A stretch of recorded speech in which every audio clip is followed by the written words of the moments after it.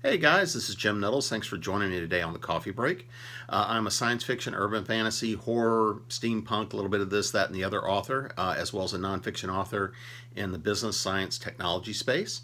And today we're going to be talking a little bit about character development. One of the questions that came up was, when do we know a character's fate? Or at least when do I know a character's fate? And 95% of the time, whatever I have laid out in the plan, that's going to be what it is. Um, there's always the pleasant surprises or sometimes the unpleasant surprises that come up.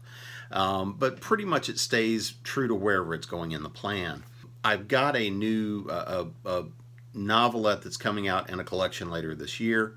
And it's set up to become a new series. It's about a reaper who is out, basically causing trouble. And part of the fun of it is he's got an old ambulance. And if he takes a body into the ambulance, it revives the body for a period of time. So you can ask some questions. It's kind of that good old noir, Southern Gothic sort of fun thing. Well, in the particular novelette I started playing with, and in this story, the body that he picks up first, when you first get to meet him, he just needs a couple of pieces of information. Well, as I started writing that character and playing with her, it became a little bit too much fun, and I was having too much fun with it, which was probably sleep deprivation at the time. But now that I'm looking at turning that into a series, that particular character, one of the things that happened as I was drafting out that story was, instead of just coming back to life and being gone, she winds up being stuck with him much longer than he plans on. And so it was one of those things that was kind of a fun twist of fate, because she's that narrator. She's that person that introduces you to all the things that can happen. And so she's going to probably get to stick around for a while. And I've got at least 4 or 5 stories ready to go in that universe. And it really was kind of odd because this was just meant to be a short story to go to a collection, and working with the editor, the story itself is going to be a whole lot more fun. And the story is going to be called Night at Dubalay, and it should be coming out sometime in 2020. I don't have a date yet, but it should be a fun series to play with.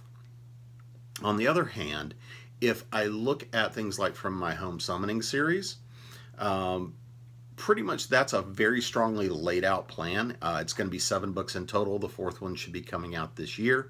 Of course, I've been saying that for about a year and a half. It's gotten waylaid because I played with the story. Something came up and made for a better story, blew up the plan for the next few.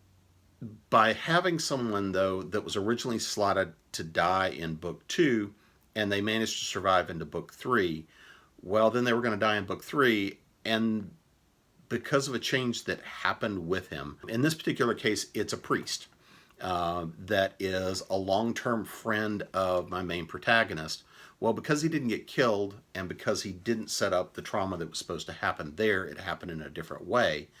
Now Father Mike is going through his own major change and is going to be a big part of the setup for the next couple of books. Not saying he's not going to wind up dying somewhere along the way, because there's about to be a big bloodbath over the next couple of books, but his story and his knowledge of the backstory with my main character, the fact that he survived is going to be able to bring an asset forth that's going to help me tell a better story and fix stuff that I broke when I rewrote books 2 and 3, because I found a better way. So it's going to be a fun part of the story. And what's really interesting is Mike survived because I needed him to tell a piece of backstory later on. He doesn't show up very often, but when he shows up, it's usually because he's got some grand piece of sage advice, or he's just there to fix a particular problem, or just to point out to my main character he's being an idiot. He's got plenty of people to do that, but because Mike has this long-standing history and doesn't come from a world of magic, doesn't come from that world, he's coming from a world of faith, it presents a really fun way of creating that balance. And he's one of those characters that told me he just needed to hang out and stick around for a while. So I hope you guys hang out and stick around for a while longer as well for more of Joe's Coffee Breaks here. Joe, I want to thank you much for having me on. You can find more of my stuff at jamespnettles.com. That'll link you over as well to my fiction site, which is jim-mcdonald.net. Or if you too are a grand author, we do author services and author education over at authoressentials.net. I'm going to be at a lot of conventions coming up for the next, pretty much most of 2020 is planned out now. So if you happen to catch me at a convention, come by, say hi, and let's have a drink. Otherwise, thanks, guys. Enjoy.